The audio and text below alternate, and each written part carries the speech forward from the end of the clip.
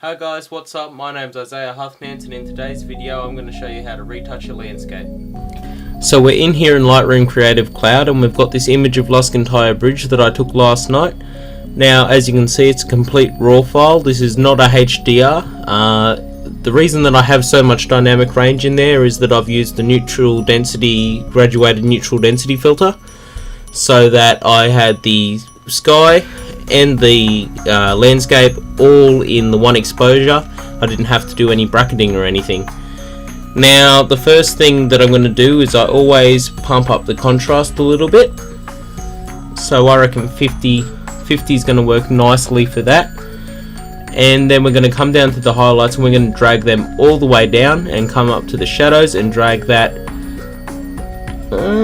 not quite all the way, I think maybe 75, I think. Yeah.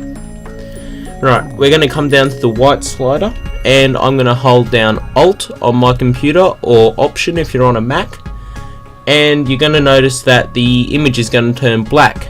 Now as you drag the white slider up, you'll start to see some peaks in there.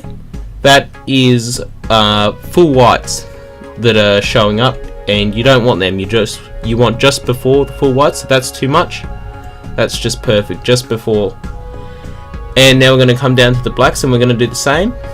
Now as you can see, the complete blacks that are peaking at the moment, they're trees, and I'm not really that interested in recovering too much detail in there. I'm quite happy for them to be pitch black. They're not really adding to the image in my opinion.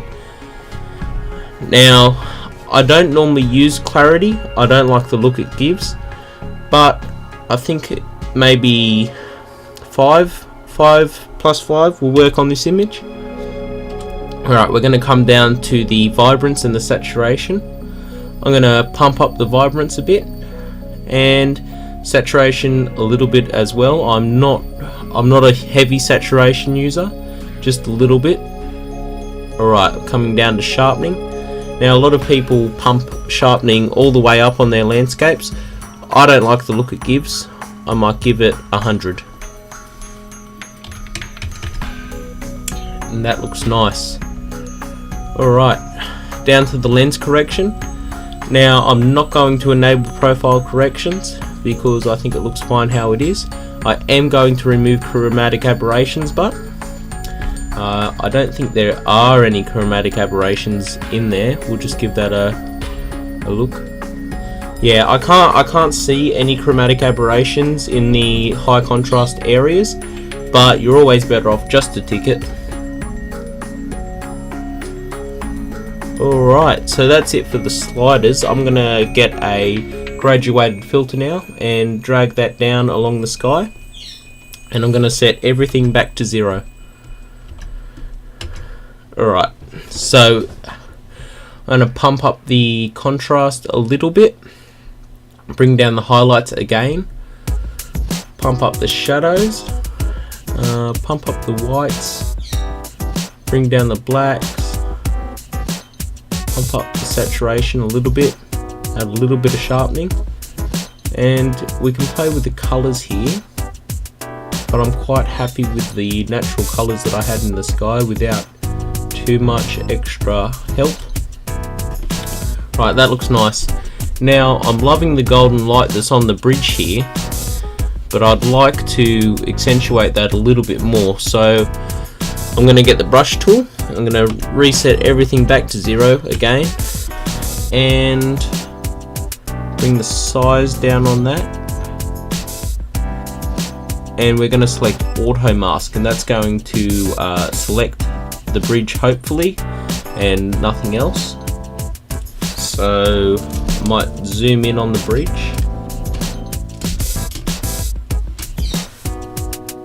And I'm going to start painting along it.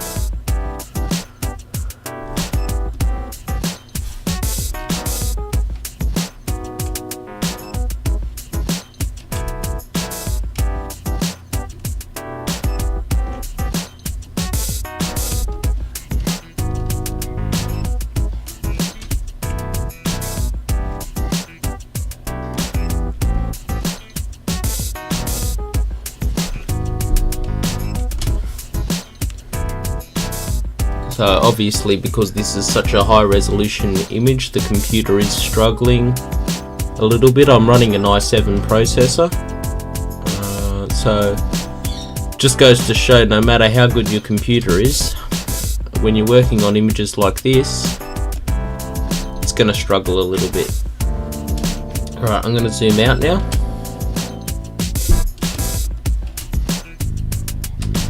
And now we're going to have a little play with the bridge. So I'm going to turn up the exposure and pump that contrast a little bit, and definitely add a lot of saturation. Now I'm going to add a little bit more yellow in there. I'm going to pump up the magenta. I'm going to bring up the highlights, bring the shadows down a little bit, pump up the whites, and turn down the blacks. Alright, now I don't like this tree down the bottom here, so I'm thinking that I'm going to maybe make a little bit of a crop.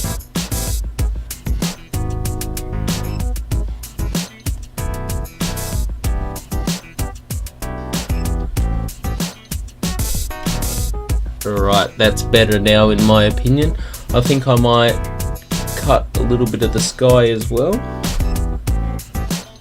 Perfect. Alright, so that's where we started.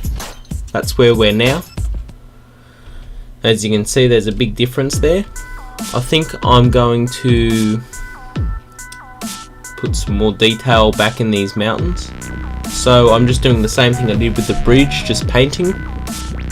And I'm gonna turn down the exposure. I think they're a bit bright. Turn up the contrast. Highlights down, shadows up. Whites up, blacks down. Saturation up. Sharpness up. Add a little bit of warmth in there with the temperature slider. And I'm pretty happy with that. Let's have a look. Yeah, that's definitely made a difference.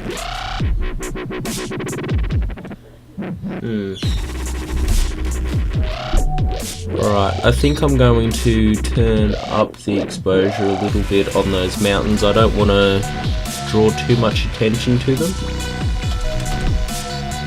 Nice. Alright, so that's where we started, that's where we're at now. There's a side-by-side comparison. I'm pretty happy with that.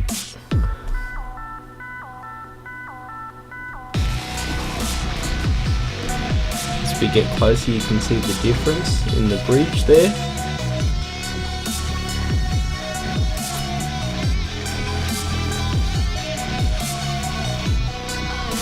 I think I might be able to accentuate that light in the field there.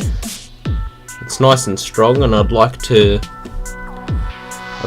give that a little bit more of a punch. So I'm going to get the brush tool again and just paint that area. And now I should be able to, yep. I'm going to turn up the brightness. I'm going to add a little bit of warmth. As you know, contrast goes up.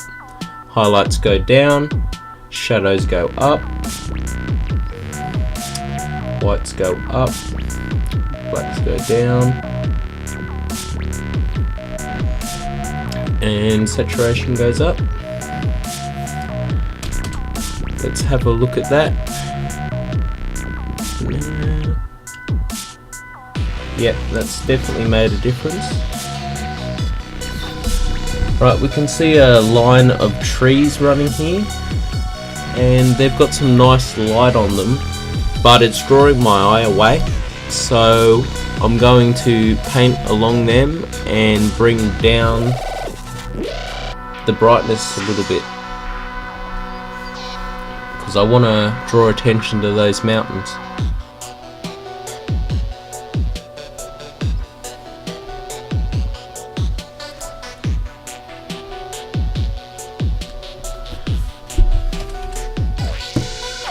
Perfect.